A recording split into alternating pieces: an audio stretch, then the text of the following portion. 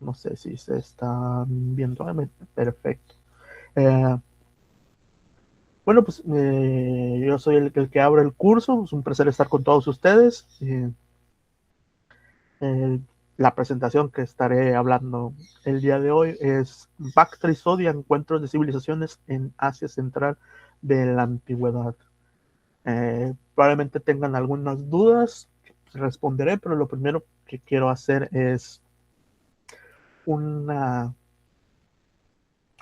identificación geográfica, porque probablemente estos términos, aunque tengamos una vaga concepción de ellos, eh, normalmente cuando hablamos de Asia o la antigüedad, pues son términos que terminan quedando un poco en un segundo plano o una nota a pie de página.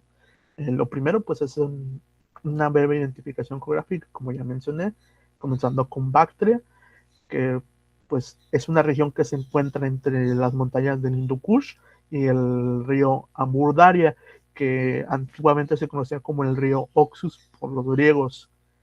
Esta región está comprendida en lo que actualmente es el norte de Afganistán, así como ciertas zonas del sur de Uzbekistán y Tayikistán principalmente. Eh, el nombre de Bactria eh, proviene de Bactra, que es una de las ciudades que ya se encontraba ahí. La pronunciación es un exónimo griego y persa, eh, porque aunque los idiomas que se hablan en estas regiones son idiomas de procedencia irania, son los persas quienes terminan llamándolo Bactra y los griegos Bactria. Esta ciudad actualmente la podemos identificar como la ciudad de Balj, que como dije está en el norte de Afganistán. Por otro lado, la región de Sofia o Sogdiana eh, es una región que está comprendida en los alrededores del río Serafshan o Sarafshan, dependiendo de a quién se le pregunte, dependiendo de la pronunciación. Eh, Aunque esta región es un poco más, a diferencia de Bactria, que es como una región que está un poco más difusa, en el caso de Sogdiana, se tiende a pensar de una forma más centrada, es decir, aunque su centro es el río Sarafshan, esta termina abarcando entre como el antiguo río Oxus, el actual Amudaria, y el Sirdaria, que en la antigüedad se conocía como el río Hachartes, que es un exónimo persa. Lo que actualmente es Uzbekistán y Tayikistán, y en cierta medida partes del norte de Afganistán principalmente. Aquí hay un mapa mucho más específico en el cual pues que podemos encontrar Sogdia, la Transogdiana, que es lo que el espacio posterior a Sogdia, así como eh, no sé si se alcanza a ver moviéndolo aquí con el cursor en azul, es el río Oxus, que es el centro de lo que se considera Bactria. Por otro lado, aquí tenemos las montañas del Hindu Kush, lo que conocemos, que terminará conociendo como el Jorazán, y por otro lado tenemos al norte, al noreste, el Valle de Fergana, que comprende parte importante de lo que es Sogni, que será más importante, más relevante más adelante.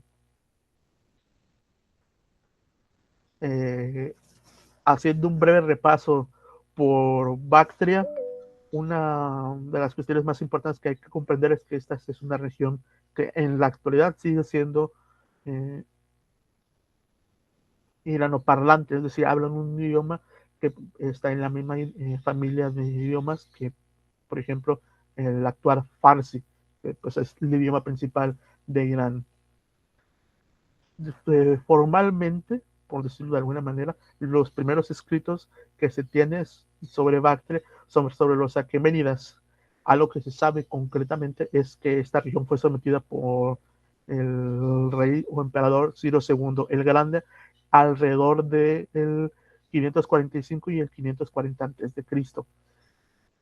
Y esta fue una región que permaneció durante, como control, como una satrapía aquemenida durante aproximadamente 200 años. Esta, una de las cuestiones más importantes que tiene Bactria para los consecuentes imperios persas, entre comillas, es una cuestión religiosa, aunque este no es el foco principal de lo que vamos a estar hablando el día de hoy.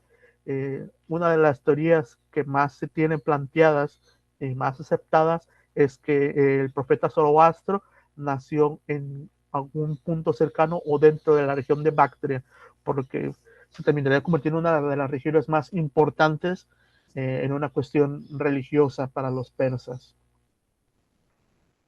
Ya avanzando un poco más en el tiempo, durante el reinado del rey Jerjes I, el sátrapa Masistes intentó iniciar una rebelión. A esto, alrededor del año 462, estalló otra revuelta en contra del rey Artajerjes I. Como dije, pues al ser una religión de importancia religiosa, existió esta cuestión de una búsqueda de independencia debido al alto poder que los sátrapas de la región de Bactria tenían. Y eso se daría más a conocer o sería más importante tras la llegada de Alejandro Magno, el rey macedonio, que se enfrentaría contra el emperador Aquemenida Darío III. ¿Por qué es importante? Puesto que Darío III sería asesinado eh, por una de sus sátrapas, Besos, que al ver que una posible invasión de la región de Bactria inminente, decidió ofrecer su cabeza de forma literal al rey macedonio, aunque pues esto terminó sin éxito. Y en la región de Bactria, así como Sogdiana, terminó siendo incorporada al reino de Alejandro, pero tras su muerte, esta quedaría bajo el dominio del rey y antiguo general de Alejandro, Seleuco I. Eh, Aquí haciendo ya una visión, aquí podemos encontrar en esta región que estoy señalando, marcada, como dice, la región de Bactria. Este es un mapa de la mayor expansión territorial del imperio del emperador Seleuco, y como sería conocido posteriormente, el imperio Seleucida.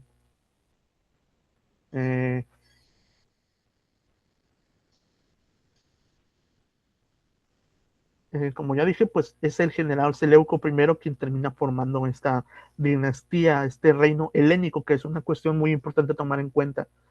Eh, Aunque la dinastía gobernante era de procedencia helénica, hubo un renacimiento, una cuestión de preservación de la cultura irania en la región. Y sí, aunque el idioma griego se terminó convirtiendo en un idioma de prestigio, en un idioma de la corte, sí hubo una serie de movimientos, los cuales son ciertamente curiosos, porque aunque las regiones más cercanas a Grecia eran menos griegas en comparación con Bactria, esto debido a que existió una serie de políticas de deportación de colonos griegos a los puntos más remotos del imperio, no solamente como una cuestión de un intento de preservación de una cultura iraní o de ciertos valores iranios, sino también para una forma de colonización, para poder mantener un control más efectivo de las zonas más remotas del imperio. Esto propició que se diera una cuestión curiosa en la cual pues Bactria se terminó convirtiendo en uno de los bastiones de la helenicidad que estuvo más lejos del núcleo de la civilización griega. Y esto llevó a que hubo una serie de desarrollos específicos en esta región que pues terminarían desarrollando unas cuestiones más importantes más adelante. Que pues es lo que en mayor medida termina dictando la historia de este periodo de Bactria. La cuestión numinística. Eh, Gran parte de lo que conocemos como Bactria en este periodo está dictado debido a los descubrimientos numinísticos, es decir, de las monedas. Fue una cuestión muy importante para a este reino o para esta región, debido a que gran parte de lo que conocemos pues está representado en esto, aunque pues sí tenemos relatos que fueron construidos de forma externa, más que nada tras la independencia de la región de Bactria del resto del el imperio Seleucida, que pues no duraría mucho después de la independencia, debido a que a las constantes inestabilidades políticas que existían en el momento, debido a la guerra de los diádocos, es decir, la guerra entre los generales y los descendientes de los generales de Alejandro Magno, que se disputaban el control de los territorios que éste había logrado dominar. eh, el sátrapa Diódoto, que se terminará convirtiendo en Diódoto I de este reino bactriano, que pues así era como se conocía. El término greco-bactriano es un término que ha sido adoptado de forma posterior por la historiografía.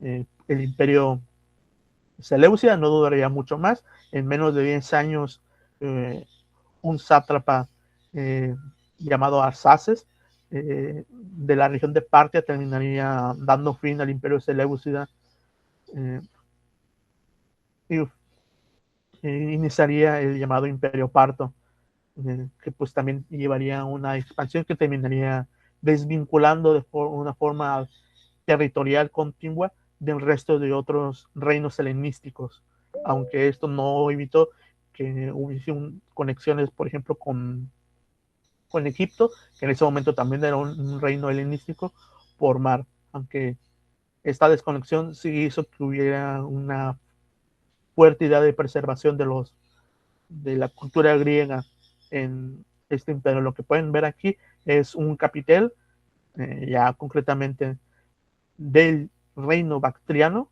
el que estaba anteriormente. Este es un capitel del imperio Seleucida. Eh, el mapa que están viendo aquí, aunque es un mapa que más o menos nos deja entender las regiones bajo las cuales el imperio, el reino greco-bactriano o bactriano tuvo control. No, esta expansión territorial es su máxima expansión y no representa durante la mayor parte del tiempo el control total. Que, precisamente el hecho de haber logrado expandirse tanto, a la larga terminaría afectando a este reino greco-bactriano. Y aunque fue relativamente breve, es decir, fueron aproximadamente 150 años, poco menos, que terminará existiendo este reino bactriano, sí dio tiempo a que hubiera una sucesión dinástica. La primera dinastía o bactriana, que fue hecha por el sátrapa que terminó independizándolo del imperio Seleucida, Diódoto I, y su hijo Diódoto II. Eutídemo I llegaría al poder tras un golpe contra Diódoto II. Quienes le sucederían sería una cuestión bastante similar hasta la dinastía eucrática, quien con Eucratides I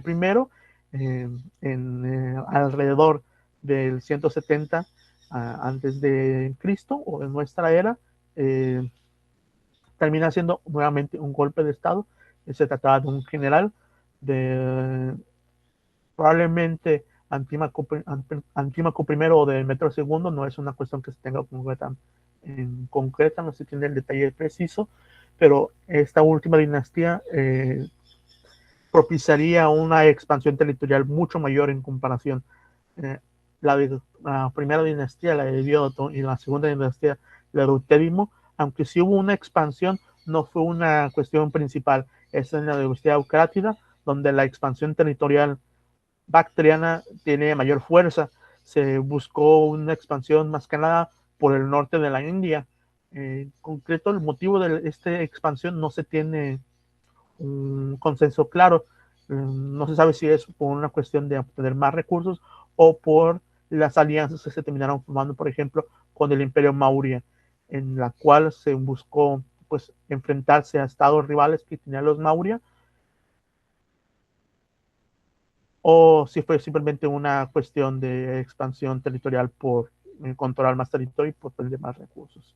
Lo que están viendo aquí, pues a la izquierda, pues es una moneda en la cual podemos ver a Eutédimo I. Eh, Ahora, como ya vieron, pues es una dinastía que no terminaría, un reino que no terminaría durando demasiado tiempo, entre comillas. Fueron alrededor, como dije ya, poco más de 100 años, poco menos de 150 años.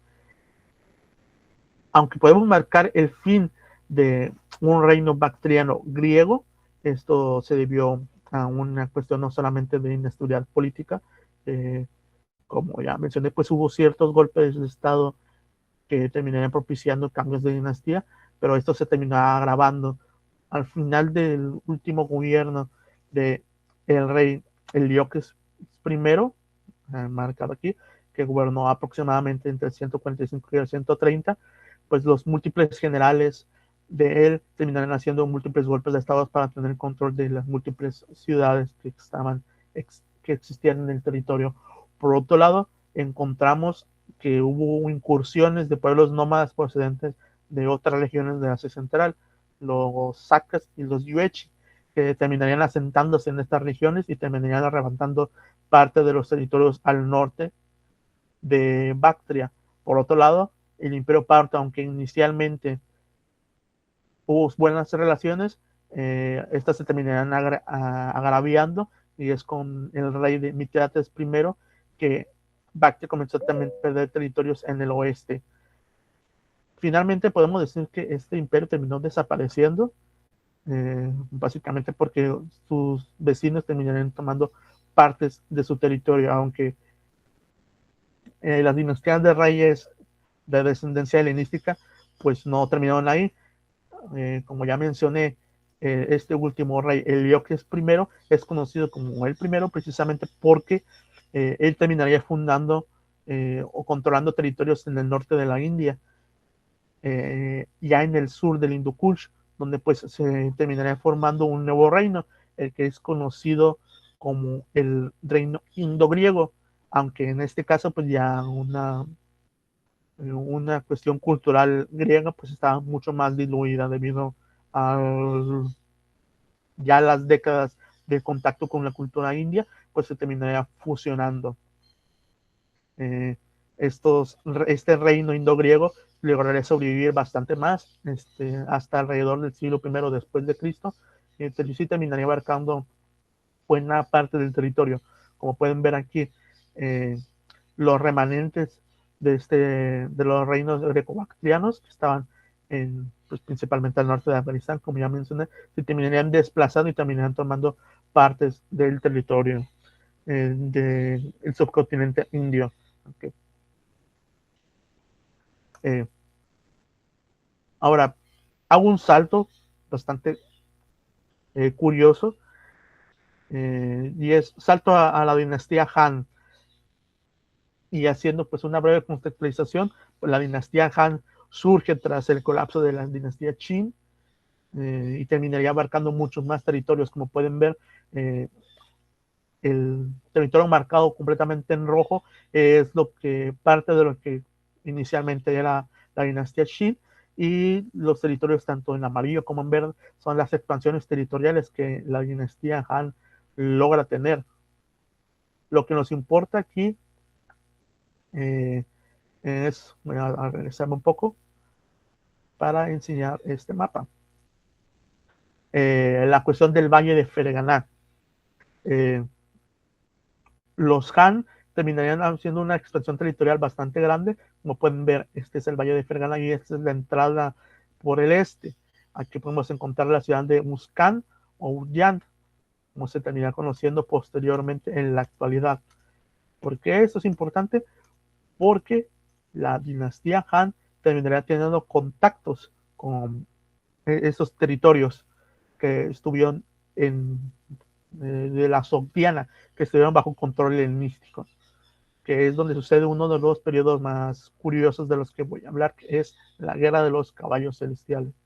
Lo primero que hay que entender es que el emperador Wu de Han necesitaba refuerzos debido a los ataques que estaba sufriendo por parte de los pueblos Xiongnu, que curiosamente parte de la expansión de los pueblos Xiongnu derivó en que hubo un desplazamiento de pueblos, que pues estos pueblos fueron los Saka y los Yuechi, que fueron los que terminaron desplazando a los griegos de la región de Bactria.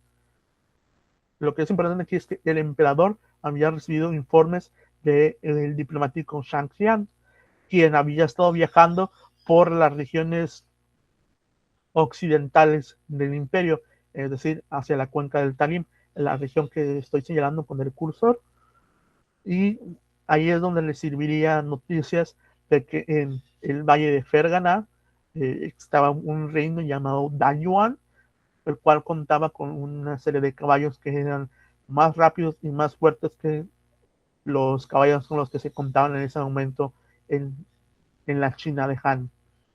Y estos caballos fueron llamados los Tianma, es decir, caballos celestiales. Como dije, fue Shang Qian alrededor del año 139, que pues estuvo inspeccionando las regiones occidentales o de oeste para no solamente para documentar los territorios que estaban bajo la órbita de la dinastía Han, sino pues como ya dije, la necesidad de encontrar recursos y aliados en contra de esta confederación Xiongnu. Shang estuvo vagando por esta región durante bastante tiempo, puesto que fue capturado 2 veces en el libro de Han posterior, que es un libro de recopilación histórica. Se relata que pues hubo al menos entre 5 y 6, tal vez hasta 10 grupos de diplomáticos que fueron enviados por la dinastía por la corte de la dinastía Han hacia Asia Central, entre pues los que se encontraba Shang Qian. Una de las descripciones que se hace sobre los Danyuan, es decir, los habitantes del Valle de Fergana, es que tienen una cuestión ritualística distinta a los rituales Han, es decir, una cuestión de prácticas culturales, ya sea, no se tiene en claro a qué se estaba refiriendo, pero lo más probable es que estuviera refiriendo a no solamente a prácticas religiosas, sino cosas tan comunes como la forma en la que se comía los alimentos que se estaban consumiendo. Se describe a estas personas como personas que tienen una gran seguridad de sí mismas, pero que a la vez tienen como defecto una gran arrogancia, que debido a la distancia que estaban de los Han, mostraban estas actitudes. Precisamente por la lejanía, pues no temían una invasión. Por otro lado, los Danyuan eran conscientes del peligro que representaban los Xiongnu, por lo que, más que nada, por el hecho de que pues los Danyuan habían sufrido las invasiones de los Yuech y ya sabían, debido a ellos, de la existencia de los Xiongnu. Se sabe que hubo un enviado Xiongnu con credenciales diplomáticas hacia estas regiones, y se sabe que él recibió comida y escolta, y la diferencia de este enviado Xiongnu, los enviados diplomáticos de la dinastía Han no recibieron estas comodidades debido a que pues, buscaban los caballos, debido a las noticias que se habían presentado, tampoco recibieron los caballos, por lo cual hubo una gran molestia por parte de los Han respecto a los Dayuan. Esto terminaría derivando en una primera incursión para tomar el control de Danyuan para poder obtener los llamados caballos celestiales. Uno de los generales del emperador Wu de Han, Li Wanli, partió hacia Danyuan y terminaría cruzando la cuenca del Tarim, la cual es el espacio que contiene al desierto de Tlaxcala. Alrededor de la cuenca del Tarim, es decir, en las periferias del desierto, se encuentra una serie de ciudades, las cuales están apostadas en oasis presentes, debido a que pues, en una primera instancia las dos ciudades que se encontraban en estos oasis se negaron a proporcionarles recursos, y Lin Wanli se vio obligado a atacar las ciudades para poder obtener recursos para poder sostener la campaña. aunque en ocasiones pudieron derrotarlos, en otras ocasiones no pudieron derrotarlos, aunque sí se terminaría llegando hacia la capital de Danyuan.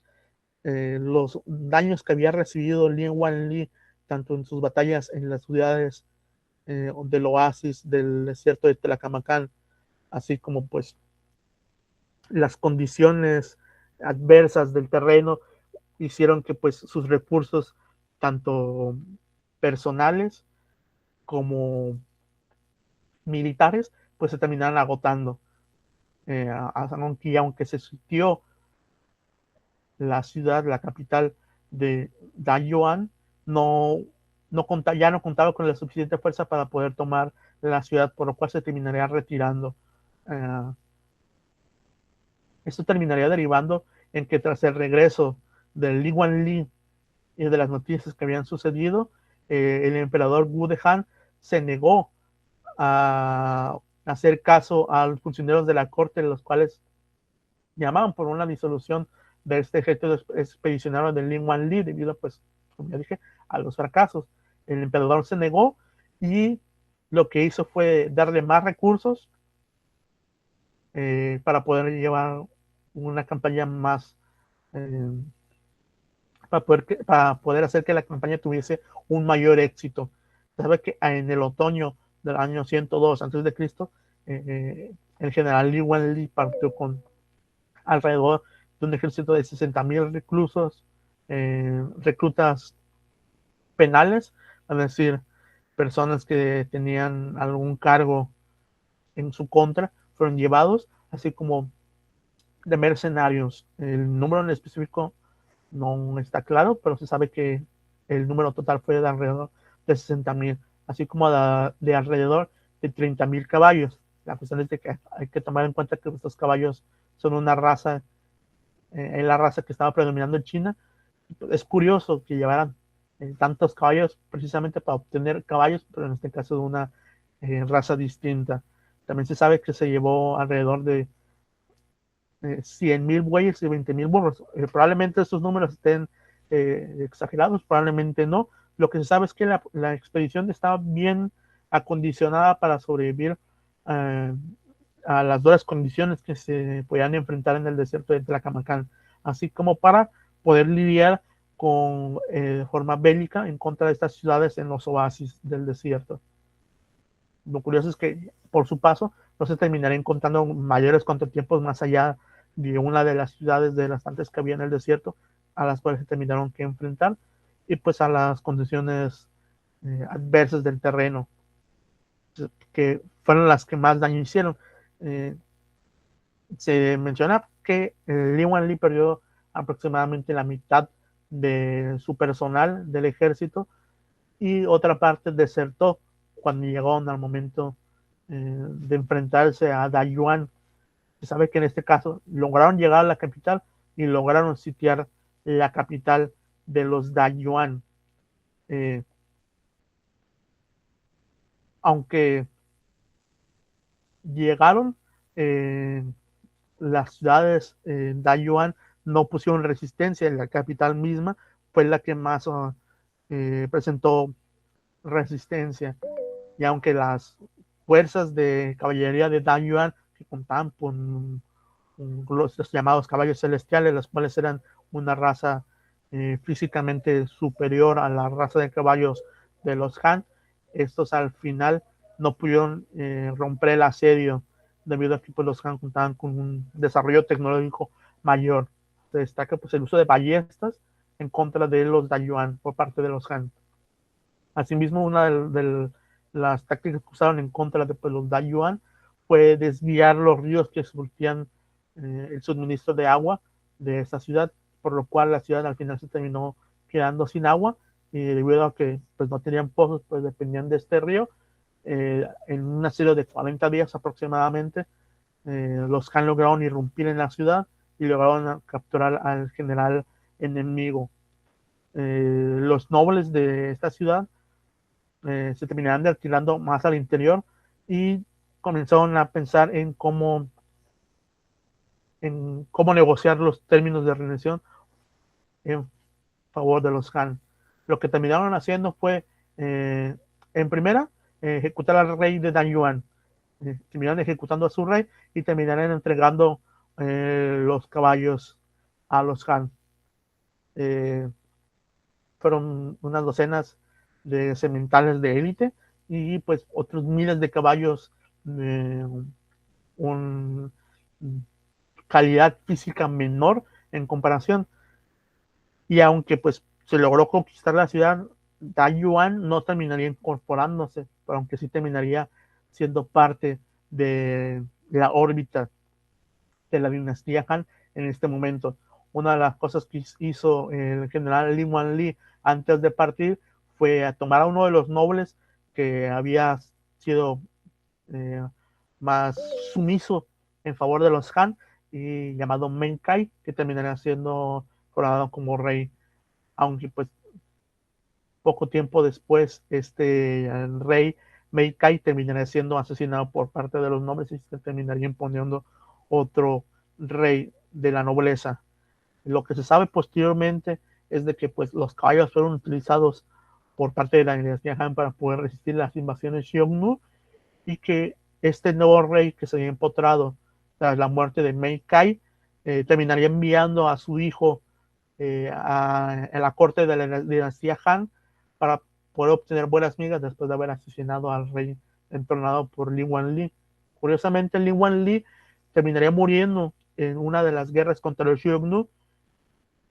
Tanto el hijo como la hija de este general Li Wanli como del noble que terminaría desplazando a Mei Kai terminaron juntos, aunque no se sabe después qué fue lo que terminó sucediendo. Lo que se sabe es de que gracias a que se envió a este hijo de este noble de Dan Yuan, porque lograría establecerse una ruta comercial entre Dan Yuan, los estados de Bactria, es decir, los Yuechi, los Saka, los propios Dan Yuan, y los persas aquemenidas y la dinastía Han, lo cual terminaría generando o formando lo que terminamos llamando posteriormente la ruta de la seda terrestre, la cual terminaría conectando estas regiones con el Mediterráneo oriental, que propiciaría pues un intercambio masivo de productos, que no es que no existiera, pero pues esta cuestión de querer productos de la otra parte de la ruta eh, sería mucho más importante a partir de este momento. Eh, Regreso al mapa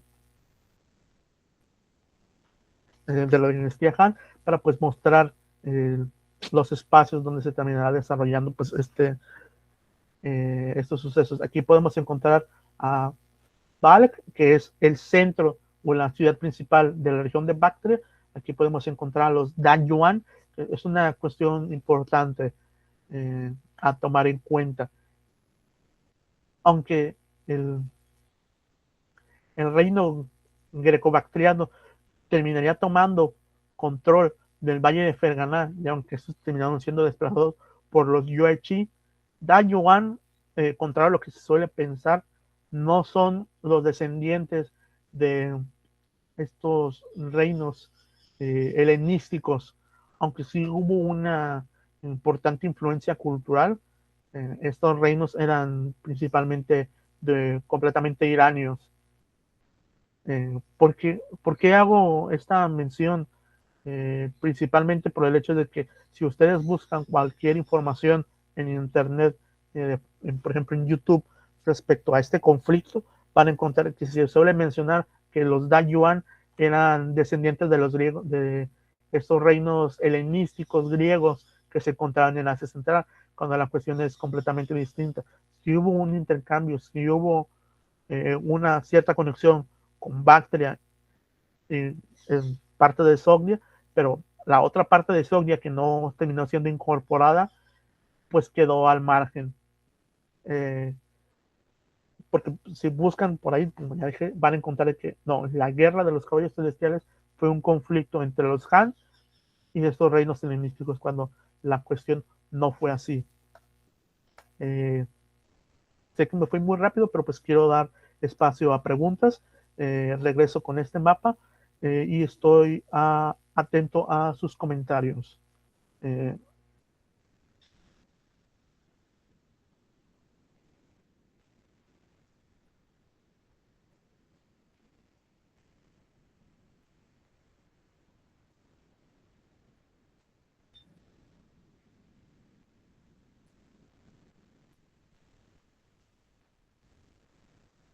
Perfecto. Bien, entonces ya le empiezo a hacer preguntas, ¿tú, Cande?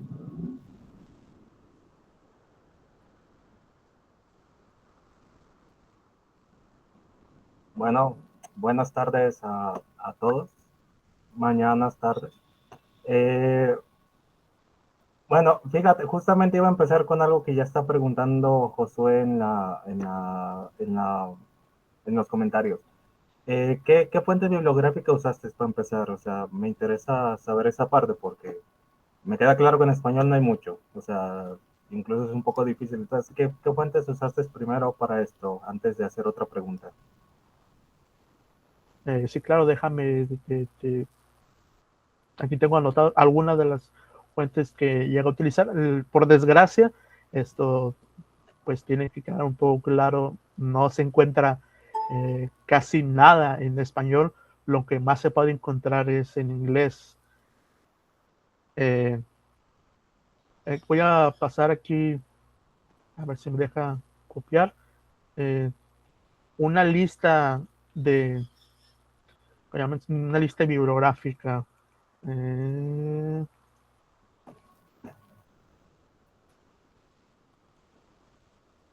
Aquí lo voy pasando.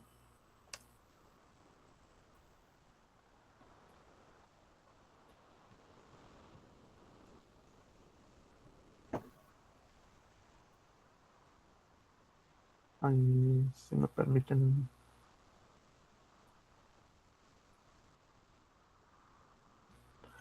Sí, claro, pues,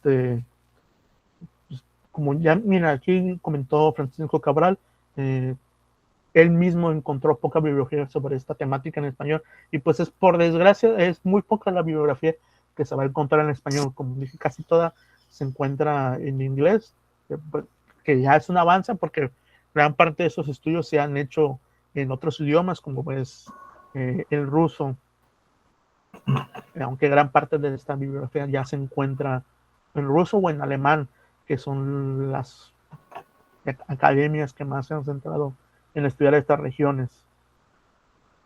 Por otro lado, pues hay en ciertos momentos hay cierta escasez de fuentes textuales a las cuales podemos acudir.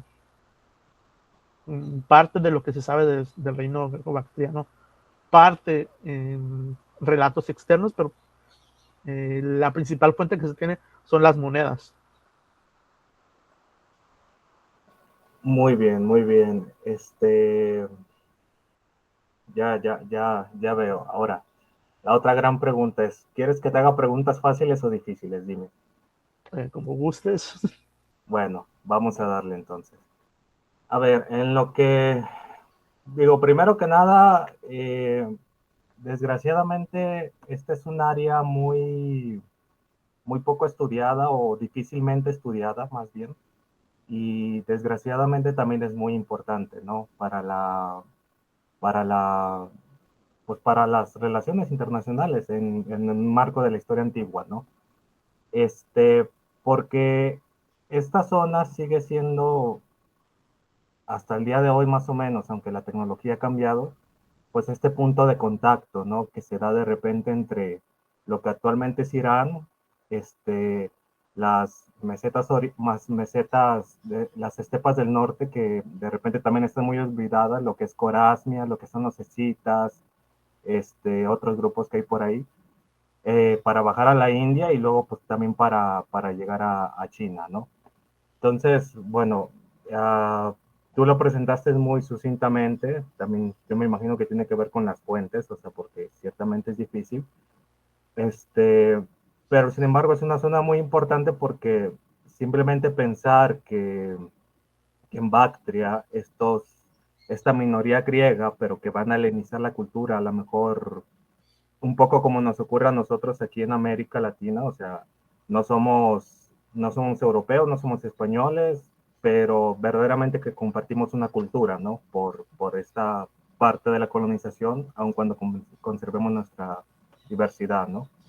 Y pensar que, o sea, es helenístico esta zona, pero aparte creo que fue Diodoto, se convierte al budismo, ¿no? Y gracias a esa conversión del budismo, cuando después llegue el reino de Sogdia, o sea, se va a volver una religión oficial y es a través de ahí que el budismo va a llegar a China, ¿no? O sea, tan como estas cosas que se vuelven muy importantes en esta zona, aunque está muy olvidado, ¿no? Como tú dices, las monedas es la principal fuente para estudiar esta zona. Eh, en parte porque pues así empezó Rusia, ¿no? Rusia empezó su estudio de aquí como porque buscaba la colonización de Asia Central cuando se estaba expandiendo a mitad del siglo XVIII y pues querían resurgir este mito de Alejandro Magno conquistando Medio Oriente, perdón, Asia Central, y era como una justificación para ellos llevar la cultura, ¿no? Como siempre ocurre mucho con el problema de arqueología. Ahora, yo lo que veo es que ahorita hay dos proyectos en la zona, ¿no? Por una parte están los regímenes islámicos, principalmente representados por Afganistán en la actualidad, y por otra están las repúblicas postsoviéticas que tienen su idea como muy laicista, ¿no? Muy, todavía conservando mucho de esa mentalidad, ¿no? Esto es una pregunta para ti, Eduardo. ¿Tú qué tanto crees que esta visión desde el presente, o sea, desde realmente cómo se están formando estas sociedades ya como naciones independientes, haya estorbado o haya favorecido al estudio de la arqueología, al estudio histórico de estas culturas que son muy antiguas, pero que pareciera que para los proyectos nacionales pues no importan, o sea, como que hay cosas más importantes en la actualidad y simplemente, ¿no? Pensar a los talibanes dinamitando estos budas gigantes, ¿no? Que estaban ahí en Afganistán, ¿no? ¿Tú qué piensas cómo se ha construido aquí el recurso historiográfico en cuanto a los proyectos, tanto de intereses de Rusia, de Francia, de Alemania, como de los propios regímenes nacionales de ahí? Justamente ha sido una de las cuestiones más problemáticas para poder reconstruir esta historia. El hecho de que pues, los estados nacionales desde la época soviética no han favorecido pues estas historias, han quedado en el margen, aunque durante la expansión del Imperio Ruso se construyeron ciertas narrativas, estas estaban eh, encaminadas en otro camino, más que centrarse pues, en la región de Ambacte, se intentaba replicar lo que los griegos habían hecho en Persia. Por otro lado, eh, aunque sí se terminaron construyendo relatos centroasianistas, hay una corriente completa en la historiografía soviética sobre esto. Esta se ha centrado más que nada en los pueblos túrquicos y específicamente en esta región se ha centrado en los Xiongnu, por lo y a día de hoy pues sí sigue siendo bastante problemático. Por ejemplo, aunque los idiomas iranios sean como los mayormente privilegiados en Afganistán, eh, pues la cuestión de la religión ha mermado bastante la capacidad de estudio. Como ya mencionaste tú, pues los talibanes terminaron dinamitando unas estatuas, los llamados Budas de Bamiyan, en el año 2001, y aunque otros países eh, de religión budista intentaron negociar con ellos, pues ellos se negaron rotundamente a salvaguardar pues estos recursos. Es problemático eh, poder hacer una reconstrucción y es curioso de que pues en la actualidad de quienes más vamos a poder encontrar información escrita es por parte de los alemanes. ¿Y por qué crees que se dé eso? O sea, vamos, Alemania, ¿qué saca? Porque son intereses políticos. Quisiera decir que es por amor a la ciencia, pero salvo que tú me digas lo contrario, no creo que sea puro amor a la ciencia. Es una cuestión tradicional, porque pues desde la época del Imperio Alemán, que es cuando se empiezan a construir estas narrativas de una visión historiográfica pues bastante colonialista, pues es una de las escuelas que se terminó formando. alrededor de Mesopotamia, y que terminaría expandiéndose, en este caso con los alemanes, más hacia el este, a hablar sobre Irán, y de refilón termina cayendo pues estas regiones. No es una cuestión pues por amor al estudio, por amor al arte, aunque pues sí es como, en cierta medida es una continuación de prácticas que se hacían, eh, prácticas historiográficas que se, ¿no?, estaban haciendo durante bastante tiempo. Ahora pues no hay que olvidar que, aunque no se suele hablar tanto de la cuestión de el robo, eh, de pues materiales por parte de los alemanes, ellos son, al igual que los británicos y los franceses, pues bastante lucrativos en esto. Ellos tienen bastante material arqueológico en sus museos de estas regiones. Ciertamente es el gran problema, ¿no? De que si quieres estudiar esta zona, ni siquiera te vas a esa zona, te vas a países que ya son extranjeros, ¿no? Pero también, también desgraciadamente, pues ver que el cuidado que le dan los propios países, pues dices, bueno, ya no sé qué es peor, ¿no? Eh, bien, a ver, yo tengo entendido que el helenismo como cultura, no tanto como genética, por eso lo comparo un poquito con el Imperio Español, eh, tuvo un impacto bárbaro, ¿no? Lo que es el helenismo. Aunque lejos de esta visión europea, digo, el helenismo tuvo principalmente su centro en Asia, antes que en Europa, ¿no? Eh, Más es un helenismo seleccionado. Yo por ahí vi que, por ejemplo, a pesar de que muchos de estos grupos ya estaban empezando a dejar a los helenos, seguían usando monedas con inscripciones griegas, así como porque era una especie como de, vamos, se hizo una cultura para ellos de reconocimiento entre las élites, ¿no? Incluso la construcción del griego Koine y todas estas partes, ¿no? El último reducto, pues claramente fue el reino indo-griego, que muestras que estaba en Pakistán, que se conecta más con la ruta marítima de la ruta de la seda, pero pues tuvo mucho impacto, ¿no? O sea, se supone que, por ejemplo, incluso la imagen de Buda se crea con el arquetipo de belleza griego, porque antes era un Buda abstracto, y es esta proporción de 8 cabezas, todo el cuerpo y así, ¿no? Y esto llega a influir también en la escultura china, intentando imitar las lejanas muestras que hay de arte, ¿no? Eh, Podríamos decir que decae la influencia helenística, al menos en mi opinión, más o menos al siglo II después de Cristo, que es cuando ya empiezan otras influencias, ¿no? Desde el 2 hasta el 6, bueno, pues está el Islam en el siglo 7, perdón, surge el Islam 6, 7 y cambia un poco, ¿no?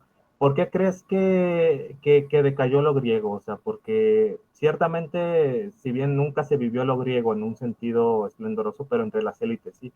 ¿Por qué crees que decae? ¿Cuál fue la otra fuerza que en esos 4 o 5 siglos hizo que se buscaran otros paradigmas en cuanto a la élite?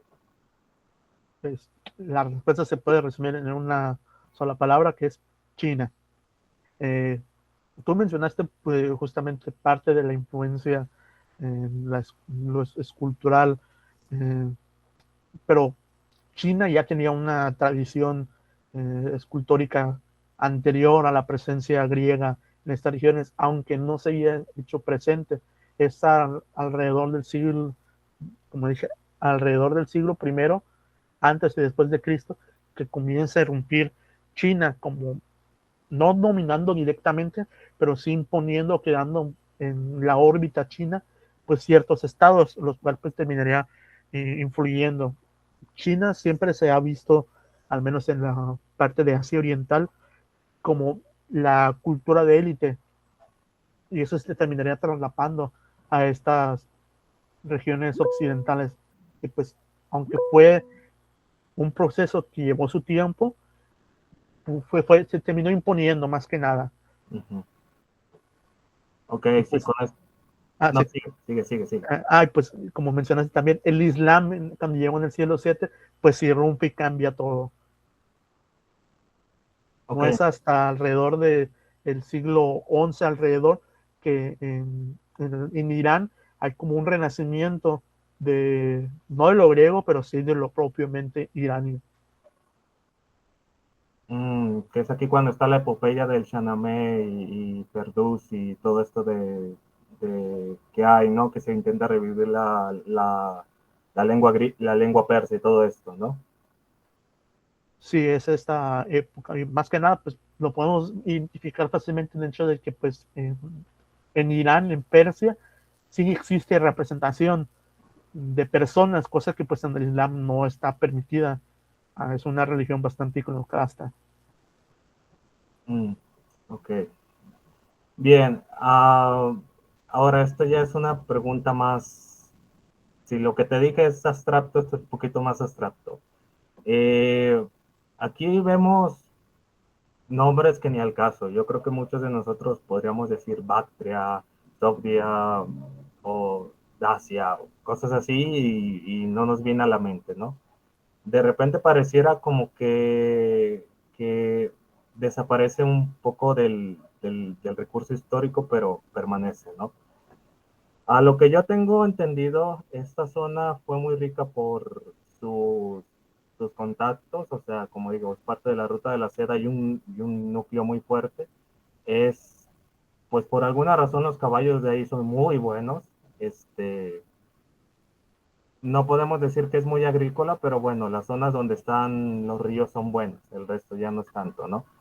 Sin embargo, justamente después, justo con China, va a haber un desplazamiento de las rutas. De repente se va a ir un poquito más al norte o un poquito más al sur, a lo que es Pakistán, ¿no?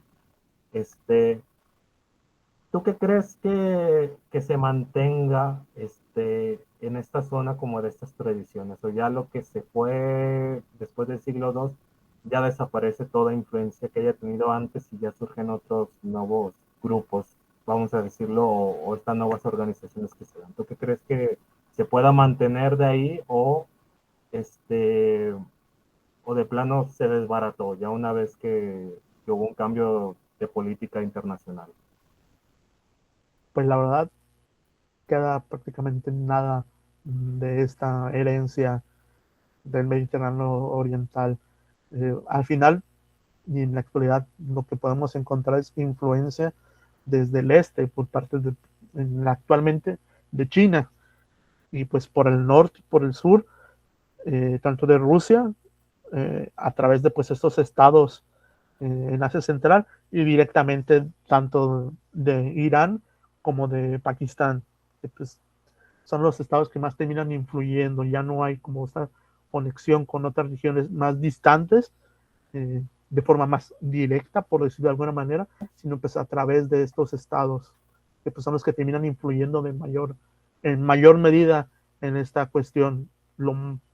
Si tuviera que hacer un símil en una cuestión de, hay una relación con eh, lo helenístico, no, no lo podría hacer.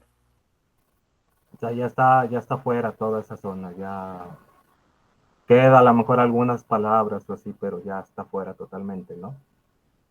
Sí, incluso en la cuestión de, por ejemplo, las ciudades, muchas de estas terminaron cambiando de nombre múltiples veces, y no queda parte de esta herencia, aunque hayan sido fundadas o refundadas, pues ni la herencia del nombre muchas veces termina quedando. Bien, bien. Y ya una última, ya para cerrar. ¿Tú qué crees que se deba a esa como transitorialidad de esta región? O sea, porque antes de eso tenemos la cultura Oxus-Bactria que desapareció. Unos dicen que por causa del clima, pensar que los propios persas pues bajaron de ahí y fundaron el primer imperio, Tabatria, que fue muy importante, luego Tamerlán va a estar ahí y después se va a ir a Turquía, van a estar los indoexitas y se van a bajar a la India, va a estar el imperio mongol. ¿Tú por qué crees que de repente esta zona sea como, es el origen, el huevo de varios pueblos poderosos, pero paradójicamente no se quedan ahí, tienen que emigrar a otra zona para conquistarla? Eh, pues precisamente el hecho de contar con tanto afluyente de ríos, pues sí permite que exista cierta estabilidad, pero es precisamente el resto de condiciones geográficas, el estar pues en valles relativamente pequeños, el hecho de que si sales relativamente lejos de la zona de estos ríos, te encuentras con estepas o con desiertos directamente, puede llegar a propiciar el surgimiento de ciertas sociedades, pero a la vez termina siendo de que pues estas sociedades busquen cierta expansión y pues al terminar convirtiéndose en aunque es el núcleo original, al expandirse esta región pues termina quedando al margen en comparación, por ejemplo, los mogoles parten de esta región y terminan conquistando el norte de la India y pues les terminó siendo más fácil controlar el norte de la India, que era aún más abundante que seguir manteniendo su presencia en esta región, por ejemplo. Bien, bien, ciertamente. Bueno, pues Eduardo, yo creo que damos espacio aquí a los compañeros. Cande, no sé si quieras que yo lea los comentarios, o los lees tú o los lee Eduardo.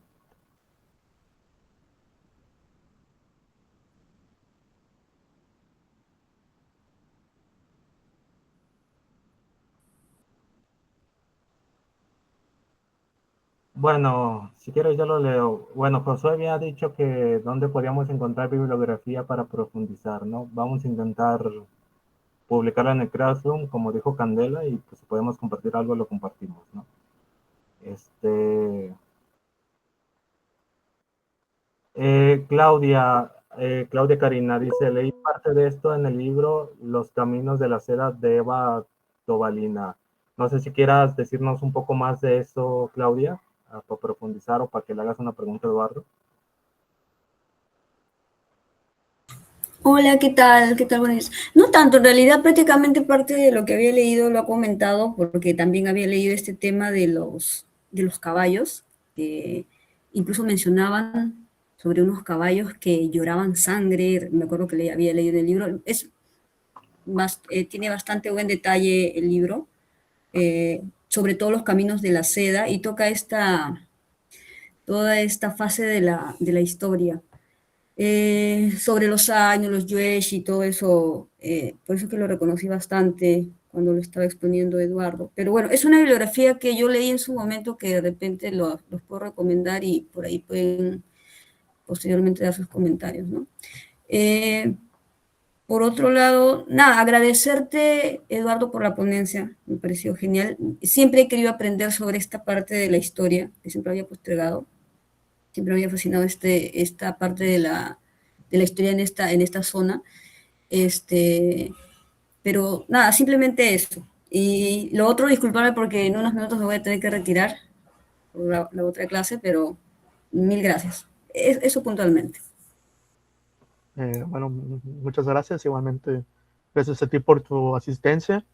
Eh, no sé si quieras pasar a alguien más que tenga alguna otra pregunta o Saúl, no sé si alguien más ha comentado.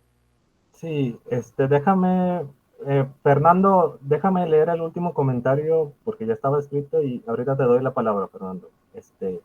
Josué Leonardo decía, bueno, ¿y China tendrá bibliografía teniendo en cuenta que esos puntos geográficos dan forma a la ruta de la seda?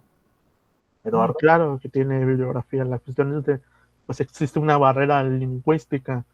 Eh, por desgracia, yo no tengo mucho, mi conocimiento de chino es casi nada, por lo cual en este caso te podría recomendar ciertos autores, pero la verdad es que no he podido adentrarme a sus obras que no estén traducidas. Pero pues de que existe bibliografía, existe. De eso no hay duda. Vale, vale. El gran problema de que China está produciendo muchos estudios históricos y de todo tipo y no se traduce nada. O sea, Sí, es uno de es, los es- problemas que tenemos. sí, hay que ver esa parte. Ahora sí, Fernando, tienes levantada la mano si gustas preguntar. Hola, ¿qué tal? Mi duda es sobre las incursiones Han. En realidad es meramente una curiosidad. ¿Por qué ambas fueron en otoño? Si hay alguna razón más allá de una coincidencia, si tiene que ver algo cultural, político. Eh, Principalmente por la cuestión climática. En invierno, pues es complicado movilizar una cantidad grande de recursos en verano, pues las condiciones del desierto para poder cruzar el desierto de Tlaquepacan, pues son devastadoras. Como ya mencioné, no sé si en ambas incursiones, aunque la segunda fue exitosa, pues se perdió gran parte de las personas que iban en el ejército. En otoño es una época en la que las condiciones climáticas permiten poder avanzar por el desierto, y aunque pues no hubo resistencia de las ciudades de los oasis en la segunda incursión, fue una cuestión devastadora, más que nada por conveniencia.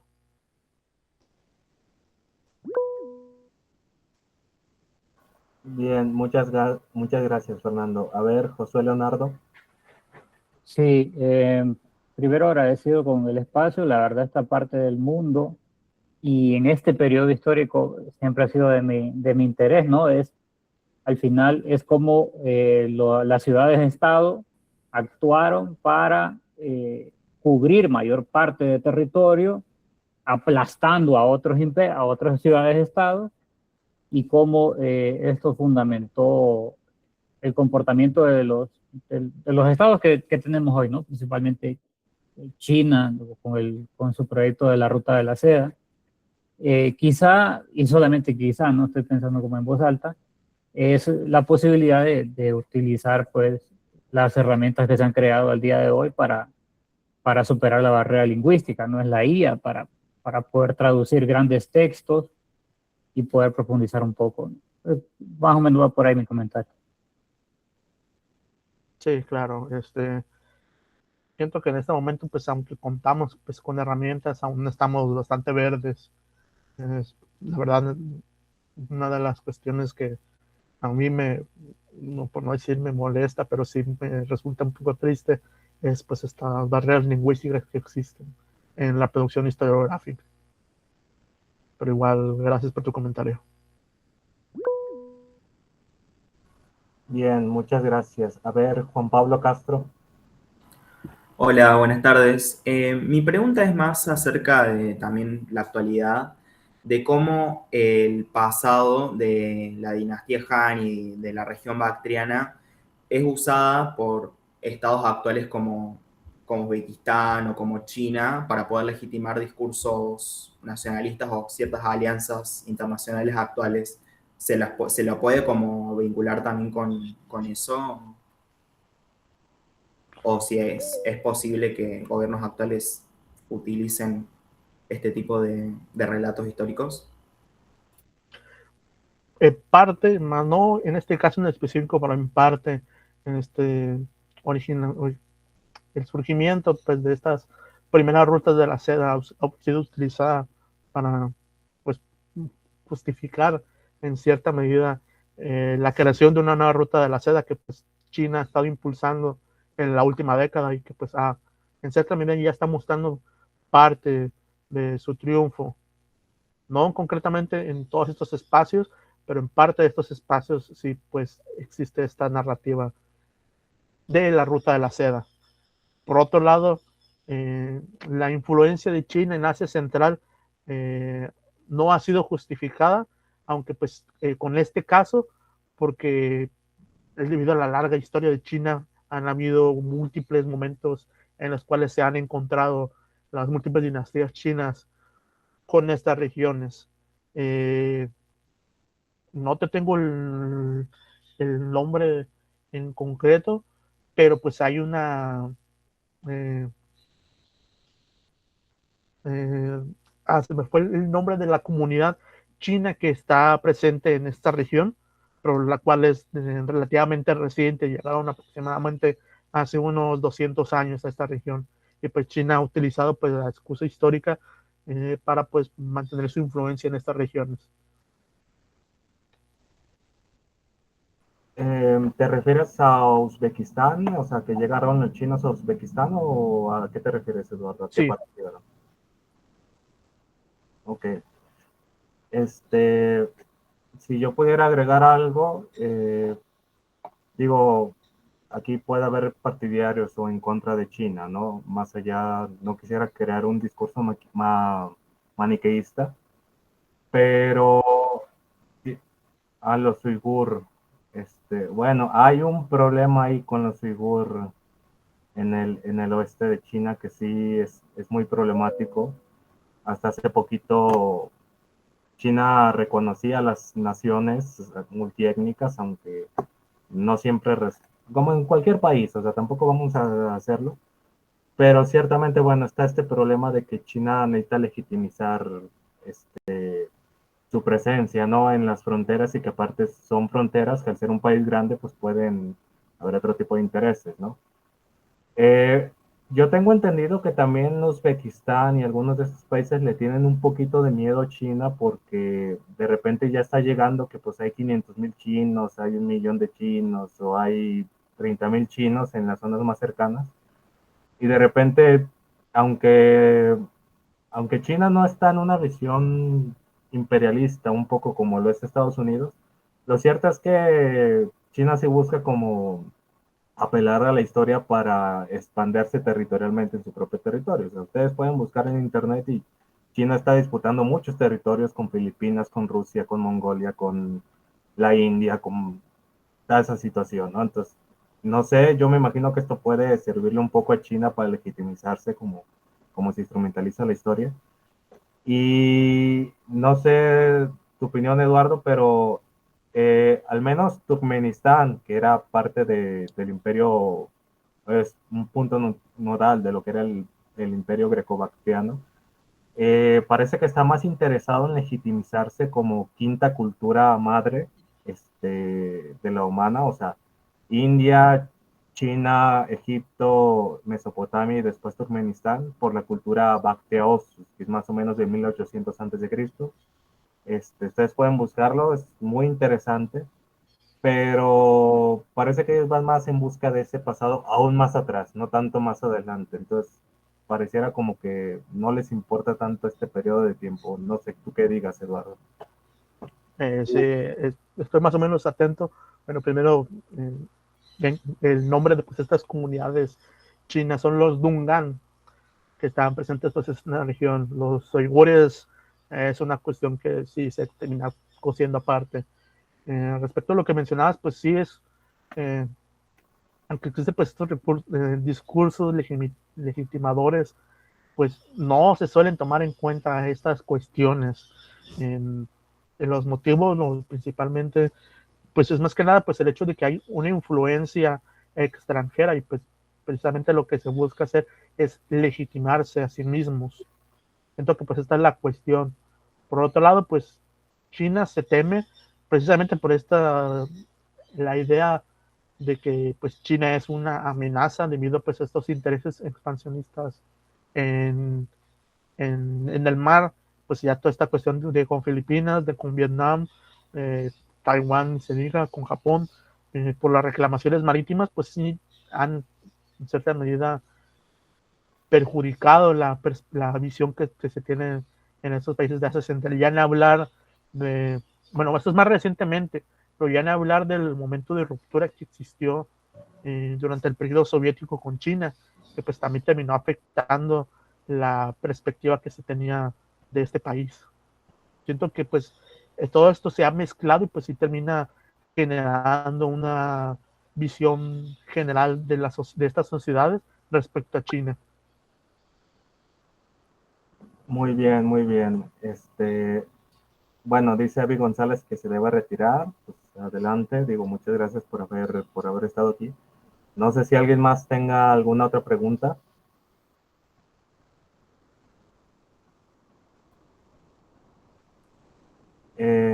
Bueno, si nadie más tiene una pregunta, Cande, no sé si quieras que terminemos o quieres que siga platicando con Eduardo de mil y unas cuestiones de aquí.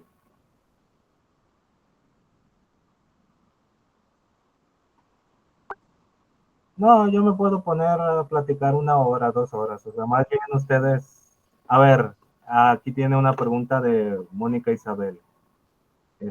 Dice, ¿el reino greco-bactriano qué abarca en la actualidad? Bueno, muestro el mapa para más o menos Sí.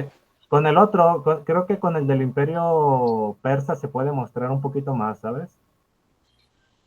Porque tiene las demarcaciones actuales. sí, sí. Ya está Bactria, si te fijas en Uzbekistán. Perdón por todo.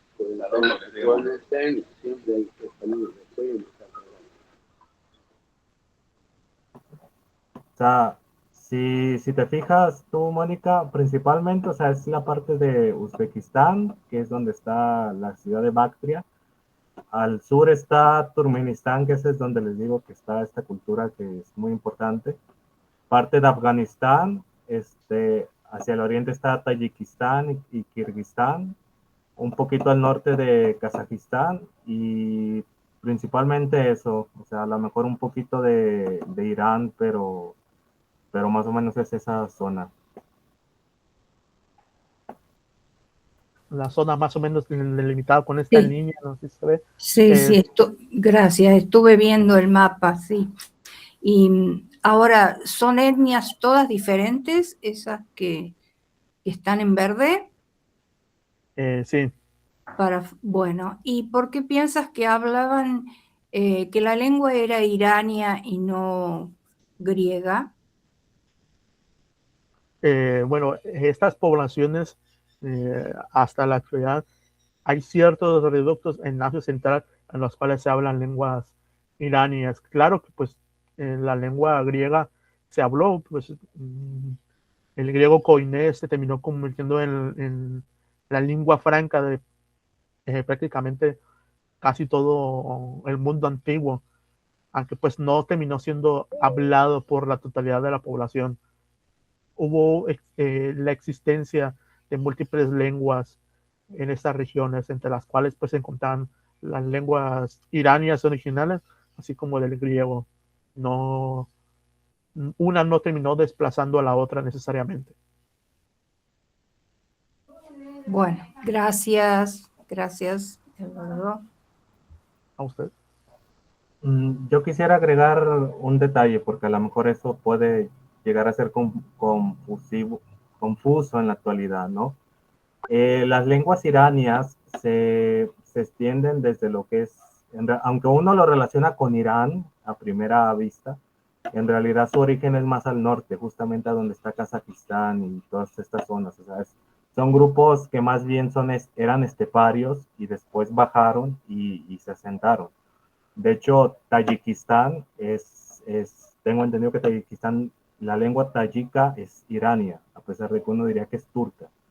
Sin embargo, cuando el imperio mongol, sí, por los turcomongoles, las lenguas túrquicas pues se desplazan de lo que es arriba de China, de Mongolia, y se asientan en esta zona y en Turquía. Entonces, por ejemplo, ahorita las lenguas túrquicas son más bien todas estas zonas como el uzbeco, el kazajo o así, y pues el de Turquía, o sea que también es lengua túrquica.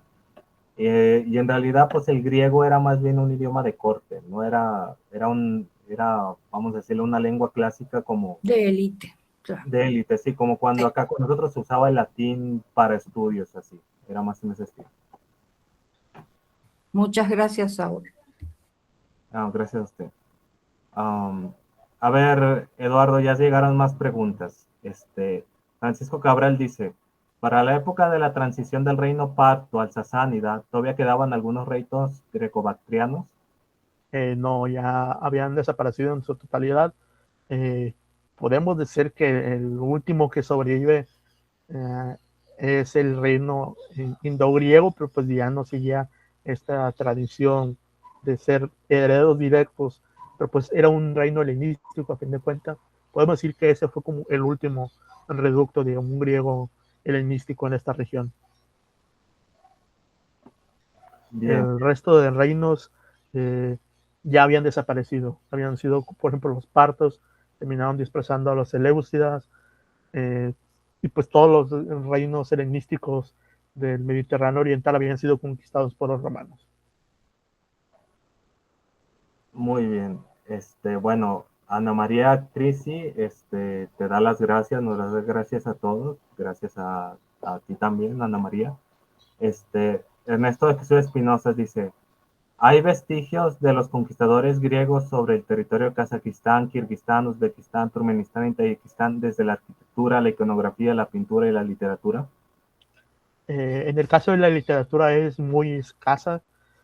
Hay algunas estelas que han quedado, pero en el caso de la arquitectura, la iconografía, hay bastante. Por desgracia, parte se ha perdido por el paso del tiempo, otra parte pues ha sido destruida en múltiples conflictos, pero pues hay bastante, más que nada de arquitectura. La arquitectura y la numismática, ¿no? Lo de las monedas, que fue como lo fuerte Claro. de ahí, ¿no? En el caso de la pintura es la que probablemente menos ha sobrevivido. Más que nada la arquitectura, iconografía, pues la numismática y pues la escultura. La cuestión escultórica es la que más se ha preservado. Aquí yo quisiera agregar un poquito, parece que algunos textos budistas de la época han sobrevivido como en tablillas o justamente como en la escultura, pero justamente está esta parte, ¿no? O sea, no es que no hayan producido, seguramente producieron muchas cosas, pero igual que pasa con nosotros, pues el tiempo pasa y se destruye, ¿no? O sea, antes de que los rusos tuvieran interés por las monedas, cuando ellos encontraban monedas antiguas, las refundían y las volvían a usar, o sea, eran muy prácticos en ese aspecto. Y bueno, pues normalmente también hay cosas que a lo mejor por el Islam, por otras cosas se tomaban como tabú, entonces pues se hacían a un lado, ¿no? Un poquito como fue la esfinge en Egipto, ¿no? Este, pero pues más que nada, pues es que todo eso ya está destruido. Un poquito como nos ha pasado a nosotros, o sea, tampoco es algo tan lejano, ¿no? Bueno, Francisco Cabral dice muchas gracias, Jenny Adán también muchas gracias. Este, mm, bueno, Jesús Marcos me dice que si además de tu bibliografía yo puedo dar bibliografía. Voy a subir el único libro que consulté para esto, pero es un bonche fuerte. Yo creo que lo podemos subir, ¿no? León Felipe dice, ¿hubo algún interés de la Alemania nazi en esta región buscando una supuesta civilización aria? ¿Qué bibliografía puedo leer al respecto? ¿Tú qué opinas, Eduardo? Sí hubo un interés por la Alemania nazi. La Alemania nazi estuvo interesada en muchas cosas. Estuvo en muchos lugares, concretamente en las montañas, pues estuvo interesado. Pues justamente esta es una de las regiones donde pues, están estos llamados pueblos arios, lo que, o iranios, que pues, en cierta medida pues sí es como un sinónimo para quien le gusta. Hay gente que no lo considera un sinónimo, porque pues están íntimamente emparentados. Ahora, ¿qué bibliografía puedo darte al respecto? La verdad aquí sí te quedo pendiente, no tengo como mucho a la mano, y pues el interés de la Alemania nazi en esta región pues tampoco es como que mi área de experticia. Puedo preguntarle a un conocido que tengo que más o menos se interesa en estas cuestiones de la Alemania nazi, su interés por las expediciones que hicieron más que nada, pero pues déjame consultar primero. Bien, vamos a hacer el intento de, si quieren bibliografía, denme tiempo y podemos hacer el intento de conseguir bibliografía también, ¿no? Bueno, es que ciertamente yo que, bueno, estoy en lo de la historia de la danza, eh, justamente, pues se supone que los arios, en un primer momento, son estos grupos que salen de Asiria, migran al oriente, se instalan de hecho en Bactria, en esa zona pues no se llamaba Bactria, y después bajan a la India y ya son conocidos como los arios, ¿no? Que son los que escriben los Vedas. No más que se dice actualmente que pues en realidad ya cuando llegaron a Bactria pues tomaron estas otras influencias de esta otra cultura del reino de Bactria Osus, ¿no? O sea, ya no eran tan así. Y bueno, ya las imaginerías que se hicieron los alemanes o los europeos mismos sobre los arios, pues eso ya es otra cosa, ¿no? Pero sí hay como esta conexión entre Irania, Asiria y que bajan y después llegan a la India como los arios, ¿no? Son conocidos así. Eh, ¿Alguna otra pregunta?